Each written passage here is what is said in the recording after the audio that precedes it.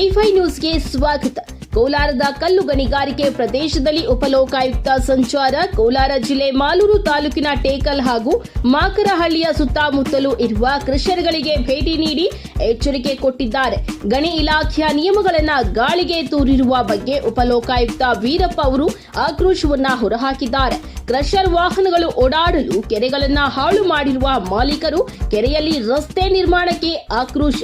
ಕೂಡಲೇ ಅಕ್ರಮ ರಸ್ತೆ ತೆರವು ಮಾಡಲು ತಹಸೀಲ್ದಾರ್ ರೂಪಾ ಅವರಿಗೆ ಸೂಚನೆ ಕೊಟ್ಟಿದ್ದಾರೆ. ಇದರಿಂದ ಈ ಭಾಗದ ಜನರಿಗೆ ತೊಂದರೆಯಾಗುತ್ತಿದೆ. ನಿಯಮಗಳು ಉಲ್ಲಂಘನೆಯಾದರೂ ಕ್ರಮ ಕೈಗೊಳ್ಳದ ಅಧಿಕಾರಿಗಳ ವಿರುದ್ಧ ಕೂಡ ಕಿಡಿಕಾರಿದ್ದಾರೆ. ಇತ್ತೀಚೆಗೆ ಕ್ರಷರ್ಗಳು ನಿಯಮಗಳನ್ನು ಪಾಲನೆ ಮಾಡದೆ ಅಮಾಯಕ ಕಾರ್ಮಿಕರು ಸಾವನ್ನಪ್ಪಿದ್ದಾರೆ. ಈ ಹಿನ್ನೆಲೆ ಉಪಲೋಕಾಯುಕ್ತರ ತಂಡ ಭೇಟಿ ನೀಡಿ ಪರಿಶೀಲನೆ ನಡೆಸಿದ್ದಾರೆ. ಭೇಟಿ ಉದ್ದೇಶ ಏನಿಲ್ಲ, ನಾವು ಈ ರಾಜ್ಯದ ಎಲ್ಲ ಕಡೆನೂ ಸುತ್ತಾ ಇದ್ದೀನಿ. ಎಲ್ಲೆಲ್ಲಿ ಕಂಪ್ಲೇಂಟ್ ಬರ್ತಾ ಇದೆಯೋ ಅಲ್ಲಿ ಇಲ್ಲಿ ಸುಮಾರು ದಿವಸ ಕಂಪ್ಲೇಂಟ್ ಬರ್ತಾ ಇತ್ತು. ನಾನು ಸ್ವಲ್ಪ ನೋಡ್ತಾ ಇದ್ದೆ, ನೋಡೋಣ ಎಷ್ಟು ದಿವಸ ಬರುತ್ತೋ ಅಂತ. ಮ್ಯಾಕ್ಸಿಮಮ್ ಕಂಪ್ಲೇಂಟ್ಸ್ ಬಂತು. ಇಲ್ಲಿ ಕ್ವಾರಿಯಲ್ಲಿ 1 ಎಕರೆ ತೊಗೊಂಡು 5 ಎಕರೆ 10 ಎಕರೆ ಮಾಡ್ತಾರೆ ಅಂತ ಸುದ್ದಿ ಬಂತು. ಕ್ವಾರಿ, ಆಮೇಲೆ ನಮ್ಮ ಸ್ಯಾಂಡು ಎಲ್ಲ ಇಲ್ಲಿ ಮಾಲೂರು ಟೇಕಲಲ್ಲಿ ಹೆಚ್ಚಾಗಿ ನಡೀತಾ ಇದೆ ಅಂತ ಬಂತು. ಆ ಬ್ಲಾಸ್ಟಿಂಗು ಅದು ನಡೀತಾ ಇದೆ ಅಂತ ಸುಮಾರು ರೆಸಿಡೆಂಟ್ಸ್ ಕಂಪ್ಲೇಂಟ್ ಕೊಟ್ಟಿದ್ದಾರೆ. ಆಮೇಲೆ ಈ ಗೋಮಾಳ ಜಮೀನೆಲ್ಲ ಒತ್ತುವರಿ ಆಗಿ ದನಗಳಿಗೆ ಇವಾಗ ನೀರು ಇಲ್ಲದೆ ಹೋಯ್ತು, ಮೇವು ಇಲ್ಲದೆ ಹೋಗ್ತಾ ಇದೆ, ಭಾರಿ ಕಷ್ಟ ಅಂತೇಳಿ ಬಂದಾಗ ಅದನ್ನು ಕೆರೆಗಳು ಒತ್ತುವರಿ, ಫಾರೆಸ್ಟ್ ಒತ್ತುವರಿ ಅಂತೆಲ್ಲ ಹೇಳಿ ಮೆಸೇಜ್ ಬಂದಾಗ ನೋಡೋಣ ಅಂತ ಬಂದಾಗ ಇಲ್ಲಿ ನಾನು ನೋಡಿದಾಗ though I belongs to this district, ನನ್ನ ಊರಿದು ಕೋಲಾರ ಜಿಲ್ಲೆ, ನನ್ನ ಪುಣ್ಯಭೂಮಿ ಅಂತ ನಾನು ಬಂದೆ. ಪುಣ್ಯಭೂಮಿ ಅಂದರೆ ನೋವಾಗುತ್ತೆ ನನಗೆ, ಕಣ್ಣೀರು ಬರ್ತದೆ. 200 ಅಡಿ 300 ಅಡಿ ಹೋಗ್ಬಿಟ್ಟಿದ್ದು ಕಲ್ಲುಗಳು ತೆಗೆದಿದ್ದಾರೆ. ಅಲ್ಲಿ ಒಂದು ಕೆರೆ ರೋಡಲ್ಲೇ ಮಧ್ಯದಲ್ಲಿ ರೋಡ್ ಹಾಕಿದ್ದಾರೆ, ಕೆರೆ ಮಧ್ಯದಲ್ಲಿ ನಮ್ಮ ತಹಸೀಲ್ದಾರಲ್ಲಿ ಇದ್ದಾರೆ. ಇಲ್ಲೊಂದು ಕೆರೆ ನೋಡಿದೆ, ಅಲ್ಲೂ ಇದಾಗಿದೆ. ಮಾಡಲಿ, ಅವರು ಗಡಿ ಓನರ್ಸು, ಕ್ರಷ್ ಓನರ್ಸು ಯಾರ್ಯಾರು ಏನು ಮಾಡ್ತಾರೋ ಕಾನೂನುಬದ್ಧವಾಗಿ ಮಾಡಲಿ. ಗೌರ್ಮೆಂಟ್ ಮುಳಬಾಗಿಲಲ್ಲಿ ಎಷ್ಟು ಮಾಡಿದ್ವಿ ದಿನ, ಕೋಲಾರಲ್ಲೇ 22, 23 ರೈಡ್ ಮಾಡಿದೆ, 22 ಸೂಮಾಟ ಮಾಡಿದ್ದೀನಿ, ಎನ್ಕ್ವೈರಿ ನಡೆಸ್ತಾ ಇದ್ದೀನಿ. ಮುಳಬಾಗಿಲಲ್ಲಿ 13, 14, 16 ಕೆಜಾಪಲ್ಲಿ ಎಷ್ಟು 8 ಕೆಜಾಪಲ್ಲಿ ಮಾಡಿದ್ದೀನಿ. ಇವಾಗ ಇಲ್ಲಿ ಎಷ್ಟಾಗುತ್ತೆ ನೋಡಿ, ಇನ್ನೂ ಸ್ವಲ್ಪ ಮಾಲೂರು ಒಳಗಡೆ ಹೋಗ್ಬೇಕು. ಯಾಕೆ ನಾನು 4ನೇ ಸಾಲ ಬಂದಿದ್ದೀನಿ ಅಂದರೆ ಸ್ವಲ್ಪ ಸ್ವಾರ್ಥ ಇದೆ. ಎಲ್ಲ ಡಿಸ್ಟಿಕ್ಕಲ್ಲೂ ಎಲ್ಲ ತಾಲೂಕು ಹೋಗೋಕ್ಕಾಗಲ್ಲ. ನನ್ನಿಂದ 176 ತಾಲೂಕು ಆಗಿದೆ. ನಾನು 7 ಕೋಟಿ ಕನ್ನಡಿಗರಿದ್ದಾರೆ, ಎಲ್ಲೂ ಹೋಗೋಕ್ಕಾಗುತ್ತೆ ನಾನು? ಇದು ನನ್ನ ಡಿಸ್ಟಿಕ್ ಆಗಿರೋದ್ರಿಂದ ಫಸ್ಟ್ ನಮ್ಮನೆ, ಅದು ನನಗೆ ಬೇರೆಯವ್ರು ಕೊಟ್ಟಿದ್ದು, ಇದನ್ನು ಗಲಾಟೆ ಮಾಡಿ ನಮ್ಮ ಸಾಹೇಬ್ರ ಹತ್ರ ನಾನು ತೊಗೊಂಡು, ಸರ್ ನನ್ನ ಮನೆ ಕ್ಲೀನ್ ಮಾಡೋಕ್ಕೆ ಪ್ರಯತ್ನ ಮಾಡ್ತೀನಿ ಸರ್, ನಮ್ಮ ಮನೆ ಕ್ಲೀನ್ ಆದರೆ ಬೇರೆ ಮನೆ ಕ್ಲೀನ್ ಮಾಡ್ಬೋದು ನಾನು. ಫಸ್ಟು ನಮ್ಮ ಡಿಸ್ಟಿಕ್ ಎಲ್ಲ ತಾಲೂಕು ನಾನು ಹೋಗ್ಲೇಬೇಕು ಡಿಸೈಡ್ ಮಾಡಿದ್ದೀನಿ. ಬರೀ ತಾಲೂಕಲ್ಲ, ಒಂದು ರೌಂಡ್ ತಾಲೂಕು ಆದಮೇಲೆ ಮತ್ತೆ ಪಂಚಾಯತ್ ಆಫೀಸಿಗೆ ನುಗ್ತೀನಿ. ಎಲ್ಲೆಲ್ಲಿ ನುಗ್ತೀನಿ ನನಗೆ ಗೊತ್ತಿಲ್ಲ. ಬೆಂಗಳೂರಿಂದ 1.5 2 ಅವರ್ಸ್ ಅಲ್ಲ, ಯಾವಾಗ ಫ್ರೀಸಿಗೆ ಯಾವಾಗ ನುಗ್ತೀನಿ.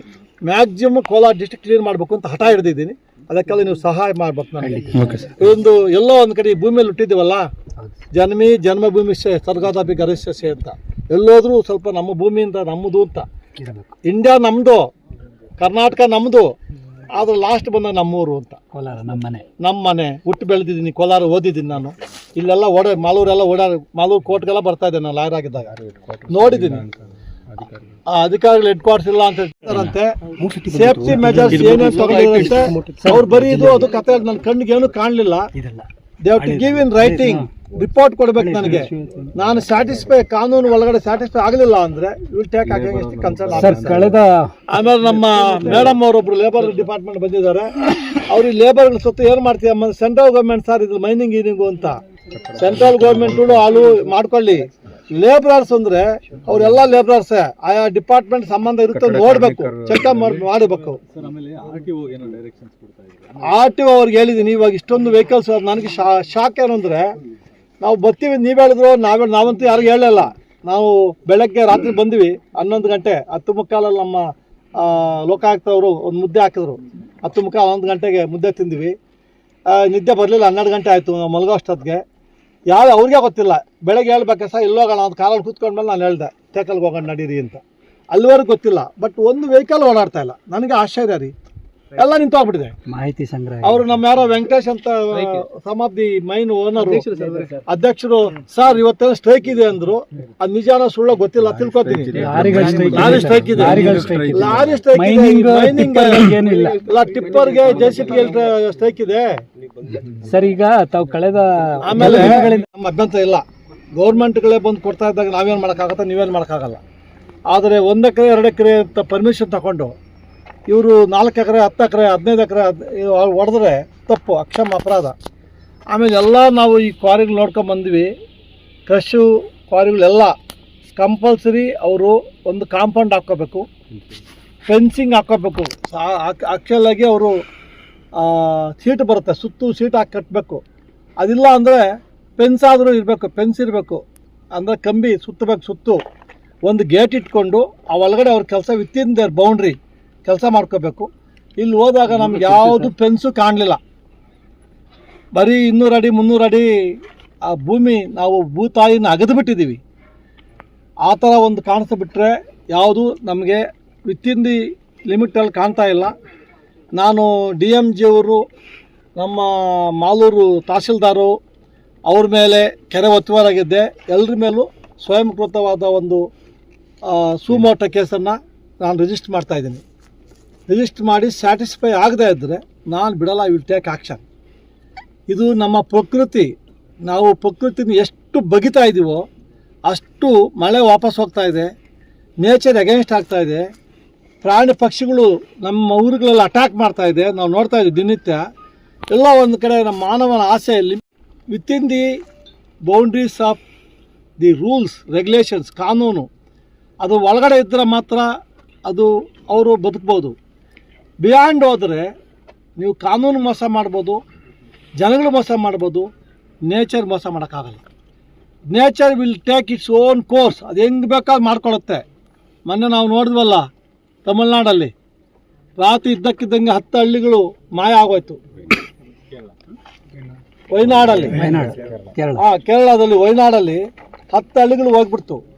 ಎಲ್ಲೋ ಒಂದು ಕಡೆ ನಾವು ಸಂತೋಷ ಪಡಬೇಕು, ನಮ್ಮ ಡಿಸ್ಟ್ರಿಕ್ಟ್ ಒಳ್ಳೆ ಜಾಗ, ಒಳ್ಳೆ ಪ್ರಕೃತಿ ಸೌಂದರ್ಯ ಇದ್ದದ್ದನ್ನು ಈ ಥರ ನಾವು ಮಾಡ್ತಾಯಿದ್ದೇವೆ, ಸೌಂದರ್ಯ ನಾವನ್ನು ಹಾಳು ಮಾಡ್ತಾಯಿದ್ದೀವಿ ಅಂತ ನೋವಾಗುತ್ತೆ sir.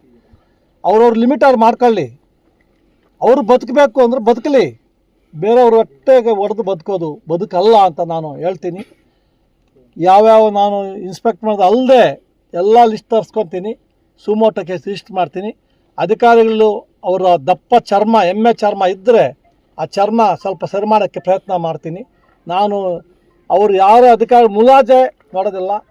Lokayukta institution independent institution ಯಾವ ದಾಕ್ಷಣ್ಯಕ್ಕೂ ಯಾವನಿಗೂ ಬಗ್ಗೋದಿಲ್ಲ. ನಾನು ಬಂದಿದ್ದು ಧರ್ಮ ಸಂಸ್ಥಾಪನೆ ಮಾಡೋಕ್ಕೆ ಅಂತ. ಆ ಧರ್ಮ ಸಂಸ್ಥಾಪನೆ ಮಾಡೋ ಇದರಲ್ಲಿ ಯಾವ ಭ್ರಷ್ಟರು ಬಂದರೂ ಬಿಡೋದಿಲ್ಲ. ಅದೊಂದು ಹಠ ಇಟ್ಕೊಂಡ್ಬಿಟ್ಟಿದ್ದೀನಿ. ನಾವು ಎಷ್ಟು ಅಂದರೆ ನಮ್ಮ ವೆಂಕಟೇಶ್ ಅವ್ರು ಹೇಳ್ದಂಗೆ ಸುಮಾರು ಜನ ನಾನು ಎಲ್ಲ ಮೀಟ್ ಮಾಡ್ದಂಗೆ ಅವರು ರಾತ್ರಿ 6 ಗಂಟೆ ಸ್ಟಾರ್ಟ್ ಮಾಡಿ ಬೆಳಗ್ಗೆ 6 ಗಂಟೆವ್ರು ಕೆಲಸ ಮಾಡ್ತಾರೆ ನೈಟು ಅಂತ. ಸರ್ ಅಲ್ಲಿ ಕೆಲಸ ಮಾಡೋರು ನಮ್ಮ ಮನುಷ್ಯ ಅಲ್ವಾ ಸರ್? ಹೌದು. They are not from Pakistan or China, ನಮ್ಮ ಜನ ಅಲ್ವಾ? ಆ ಕತ್ತಲು ಹೆಚ್ಚು ಕಮ್ಮಿ ಆದರೆ ಯಾರು ಅವ್ನು ಕೇಳೋರು, ರೈತರ ಅವ್ರನ್ನ ಲೇಬರ್ಸ್ನ JCB ತೆಗಿತಾ ಇರ್ತಾನೆ ಅವನು. ಅಲ್ಲೆಲ್ಲೋ ಕಲ್ಲು ಗೊತ್ತಾಗಲ್ಲ, ಎಳೆದಾಗ ಕಲ್ಲು ಬಂದು JCB ಅವನ ಮೇಲೆ ಬಿದ್ದು ಯಾರು ಕೇಳಬೇಕು ಅವನಿಗೆ? ಕೆಲವು ದುರ್ಘಟನೆಗಳು ಆಗಿದ್ದಾವೆ ಸರ್, ಆಗಿರ್ತವೆ. ಇದು ನನಗೆ ಇದನ್ನು ನಾನು ಚೆಕ್ ಮಾಡ್ತೀನಿ. ಆ ರಾತ್ರಿ 6 ಗಂಟೆ ಬೆಳಗ್ಗೆ 6 ಗಂಟೆ ಮಾಡೋಕ್ಕೆ ಎಲ್ಲಿ ಅವಕಾಶ ಚೆಕ್ ಮಾಡ್ತೀನಿ. ಅದು ಏನಾದ್ರು ಇದ್ದರೆ ನಾನು ಬಿಡೋದಿಲ್ಲ ಸರ್. ಈಗ ಮೊದಲು ಕೆಲಸ ಮಾಡೋಕ್ಕೆ ಏನು ಅಂದರೆ ಡಿಸ್ಟರ್ಬ್ ಮಾಡಿ ಜನಗಳು ಬಂದು ಗಲಾಟೆ ಮಾಡ್ತಾರೆ ಅಂತ ಇರ್ಬೋದು, ಇಲ್ಲದೇ ಇದ್ದರೆ ಈ ಡಸ್ಟ್ ಬರುತ್ತೆ ಅಂತ ಇರ್ಬೋದು. ನೈಟ್ ಮಲಗಿರ್ತಾರೆ, ಡಸ್ಟ್ ಯಾರು ಕಾಣೋದೇ ಇಲ್ಲ, ಎಲ್ಲ ಮಲಗಿರ್ತಾರಲ್ಲ, ಯಾರು ಸೌಂಡ್ ಮಾಡೋ ಅದು ಐಡಿಯಾ ಇರ್ಬೋದು ವೆಂಕಟೇಶಪ್ಪ ಅಲ್ಲ ಅಂತ. ಒಂದೊಂದು ಜನಗಳು ಗಲಾಟೆ ಮಾಡಲ್ಲ ನೈಟ್ ಮಾಡಿದ್ರೆ. ಬೇಕಾದ್ರೆ ಯಾವ್ದೊಂದು ಪ್ರೆಷರ್ ಆನ್ ಮಾಡಿಸಿ ನೋಡಿ ಸರ್, ಒಂದು ಚೂರು ಡಸ್ಟ್ ಬರಲ್ಲ ಸರ್. ಸರ್ ಮೊದಲು ಒಂದು ಮಾತು ಇಲ್ಲಿ ಹಳ್ಳಿ ಇದ್ರೆ ಈ ಕಲ್ಲು ತೆಗಿ ಸೌಂಡ್ ಬರಲ್ವಾ ಸರ್? ಇವಾಗ ಟೆಕ್ನಾಲಜಿ ಏನು ಬಂದ್ಬಿಟ್ಟಿದೆ ಸರ್, ಸೌಂಡೇ ಬರಲ್ಲ. ಆಮೇಲೆ ಕಲ್ಲು ನಮ್ಮ ಕಳ್ಳರು ಬಂದು ಮನೆ ಬಾಗಿಲು ಹೊಡೆದಂಗೆ ಅಲ್ಲ ಸರ್, ನಿಮ್ಮ ಸಮ್ಮುಖದಲ್ಲಿ ಬೇಕಾದ್ರೆ ಒಂದು ಬ್ಲಾಸ್ಟ್ ಮಾಡಿಸ್ತೀವಿ ಸರ್. ಬೇಡಪ್ಪ, ಅವರು ಬೇಕಾಗಿಲ್ಲ, ಲೋಕಾಯುಕ್ತ ಬೇಕಾಗಿಲ್ಲ, ಕೋರ್ಟ್ಗಳೇ ಬೇಕಾಗಿಲ್ಲ. ಅವ್ರು ಯಾರು ಸರಿಯಾಗಿ ಮಾಡಲ್ಲ ಅಂತ ಶಾಸನ ಸಭೆ ಇದೆ, ಶಾಸಕಾಂಗ ಒಂದು ಮಾಡಿದ್ದೀವಿ. ಅದನ್ನು ಸರಿಯಾಗಿ ಕಾರ್ಯರೂಪ ತರಕ್ಕೆ ಕಾರ್ಯಾಂಗ ಮಾಡಿದ್ದೀವಿ. ಅದನ್ನು ಸರಿಯಾಗಿ ಆ ಕಾರ್ಯಾಂಗ ಮಾಡಿಲ್ಲ, ನ್ಯಾಯಾಂಗ ತಂದಿದ್ದೀವಿ. ಎಲ್ಲೋ ಒಂದು ಕಡೆ ನಮ್ಮ ಕಾರ್ಯಾಂಗದ ಅಧಿಕಾರಿಗಳು ಅವರವರ ಕಾನೂನುಬದ್ಧವಾಗಿ ಅವರ ಕೆಲಸ ಶಿಸ್ತಾಗಿ ಮಾಡಿದರೆ ಈ ಪ್ರಾಬ್ಲಮ್ ಬರ್ತಾ ಇಲ್ಲ, ಜನಗಳು ಇಷ್ಟೆಲ್ಲ ಡೀಪಾಗಿ ಹೋಗೋ ಬರ್ತಾ ಇರಲಿಲ್ಲ. ನಾವು ಬಂದು ಈ ಬಿಸಿಲಲ್ಲಿ ಒದ್ದಾಡೋ ಪರಿಸ್ಥಿತಿ ಇರಲಿಲ್ಲ. ಎಲ್ಲ ಒಂದು ಕಡೆ ನಾನು ನೋವಿನಿಂದ ಹೇಳ್ತೀನಿ, ನಮ್ಮ ಅಧಿಕಾರಿಗಳು ತಮ್ಮ ಕೆಲಸ ನಿಷ್ಠೆಯಿಂದ ಮಾಡ್ತಾ ಇಲ್ಲ ಅಂತ. ಸಂಬಳ ತಗೊತಾರೆ, ರಾತ್ರಿ ಸಂಬಳ ನನಗೆ ಹೆಂಗೆ ಬಂತು ಯೋಚನೆ ಮಾಡಲ್ಲ. ಸಂಬಳ ಜೊತೆಗೆ ಬೇರೆ ಏನೇನೋ ಬರುತ್ತೆ ಸುದ್ದಿ ಇದೆ, ನನಗೆ ಗೊತ್ತಿಲ್ಲ. ಆಮೇಲೆ ನೋಡೋಣ, ಅದೆಲ್ಲ ಬಂದ ಮೇಲೆ ಎನ್ಕ್ವೈರಿ ಆದಮೇಲೆ ಗೊತ್ತಾಗುತ್ತೆ. Ultimately they are answerable each and every paisa. ಅವ್ರು ಏನು ಸಂಬಳ ಬರುತ್ತೋ ಆನ್ಸರ್ ಮಾಡಬೇಕು. ಎಕ್ಸ್ಟ್ರಾ ಬಂದಿದ್ದರೆ they are getting only negative energy, not only the concern person. ಅವ್ರ ಫ್ಯಾಮಿಲಿಗೆ, ಮಕ್ಕಳಿಗೆ ನೆಗೆಟಿವ್ ಎನರ್ಜಿ ಆಗುತ್ತೆ, ಒಳ್ಳೆಯದಾಗಕ್ಕೆ ಸಾಧ್ಯ ಇಲ್ಲ ಅಂತ ನಾನು ಹೇಳ್ತೀನಿ. ಸರಿ.